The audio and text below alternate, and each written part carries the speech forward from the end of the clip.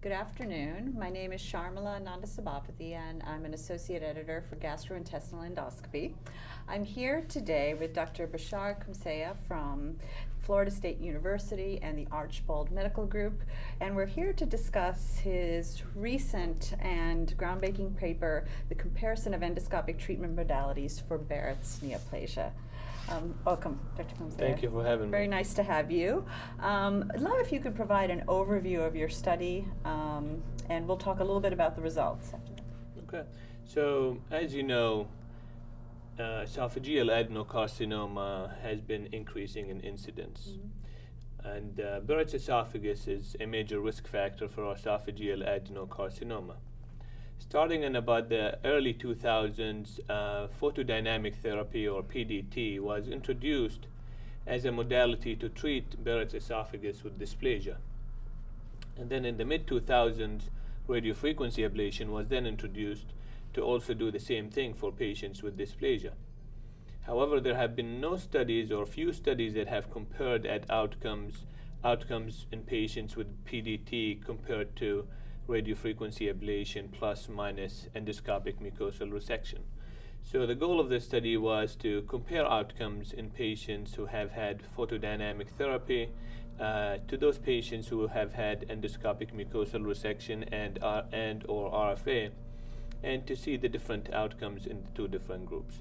So this was the goal of the study, and therefore this was a retrospective study that looked at all patients that presented to the Mayo Clinic in Jacksonville between 2001 and 2013. And we looked at outcomes such as complete remission of intestinal metaplasia, complete remission of dysplasia, and secondary outcomes like recurrent rates as well as adverse events. And we compared those outcomes between radiofrequency ablation plus and minus EMR compared to those patients who have had photodynamic therapy. So this is our study in a nutshell. Okay.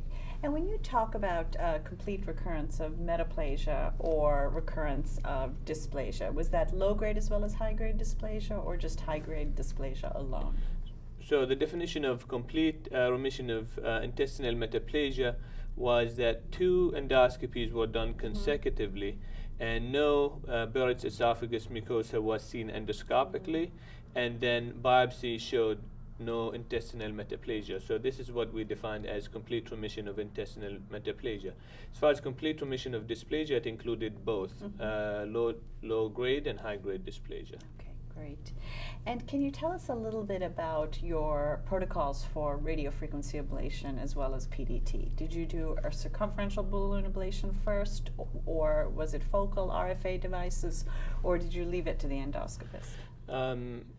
I will start with PDT, and then I'll talk about RFA. So for the PDT, this was mostly done between the years 2001 and 2007, and most patients received a photosensitizer, poriformer sodium, and then came in for the photodynamic therapy, which was done as a standard protocol with a circumferential balloon with dosimetry that was decided according to existing studies. Then they came back for follow-up on frequent intervals, usually every 3 to 6 months. As far as the RFA is concerned, during the study period, which patients were included mostly for RFA between 2008 and 2013, those patients had a variety. Some of them had the circumferential balloon, and some of them had the Halo 90 or the non-circumferential RFA. And those patients, as you know, were done in a retrospective fashion. So some patients had been included in previous studies, and the protocol at that time required for us to do the 360 balloon, and some of them were not and did not have circumferential disease and had the 90. Okay. So it was a mixture between both. And did any of the patients have concomitant endoscopic mucosal resection, or was this a pure RFA group? So we looked at, to answer your questions, we had both kinds, and our results were stratified by whether the patients had EMR or not. So out of the 342 patients which were included in the analysis, 98 patients had both RFA and EMR. Usually EMR was done to remove nodular disease or areas of high suspicion for intramucosal carcinoma or high-grade dysplasia. And then 112 patients had RFA only because they did not have any nodular disease or target lesions that needed to be done with EMR. Okay, that's great. Can you tell us a little bit about the results? So, as I said, 342 patients were included in the final analysis. And with the primary outcome is the complete remission of intestinal metaplasia, we found that the rate of CRIM, or complete remission of intestinal metaplasia, was in fact higher in patients who had PDT when compared to patients who had RFA plus minus EMR. Additionally, patients who had PDT achieved remission at a faster pace, usually in 6 months, compared to patients who had RFA and EMR that took a median time of about 12 months. So PDT seemed to be better than RFA in terms of achieving remission and did that in a faster pace.